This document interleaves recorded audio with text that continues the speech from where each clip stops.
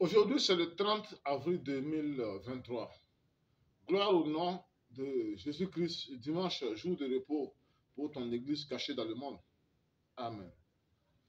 En ce qui concerne le message du salut, quand nous disons que Jésus cloué à la croix est pour montrer aux yeux du monde qu'il a payé le salaire du péché pour sauver des gens qui se dirigeaient tout droit vers la condamnation éternelle, loin de Dieu, ils sont nombreux à réagir en disant qu'il faut être fou pour croire qu'un homme peut être crucifié, mourir pour sauver des humains de l'enfer.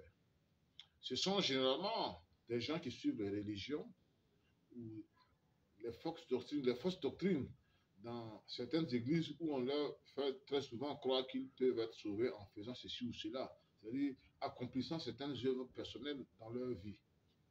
Pour eux, il est inconcevable qu'on puisse accepter une foi où on te dira que Jésus a été crucifié pour te sauver. Et si nous lisons dans 1 Corinthiens 1, le verset 18, que la prédication de la croix est une folie pour ceux qui périssent, le Dieu de la Bible veut nous montrer par là clairement qu'il y a deux catégories de gens dans le monde qui vont réagir différemment quand ils vont entendre ce message sur la croix. Il y a ceux-là qui, après avoir entendu ce message, vont se réjouir de reconnaître que Jésus a effectivement versé son sang à la croix pour les purifier de leurs multiples péchés devant Dieu, en sorte qu'ils soient désormais vus comme des gens admis pour hériter la vie éternelle.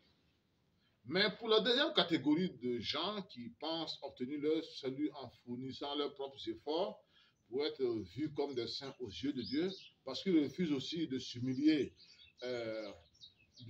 devant le sacrifice de Jésus à la croix,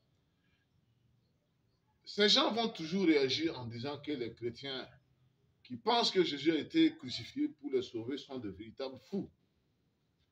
Mon frère, ma soeur, dans ton entourage et même dans ta propre famille, si tu vois des gens qui te prennent comme un fou ou une folle, parce que tu crois que Jésus a été crucifié pour te sauver, ne t'étonne pas. Dieu veut te montrer par là que ce sont des gens qui suivent le chemin de la perdition.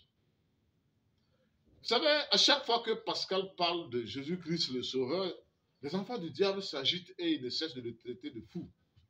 Gloire au Seigneur, gloire au nom de Jésus-Christ. Amen.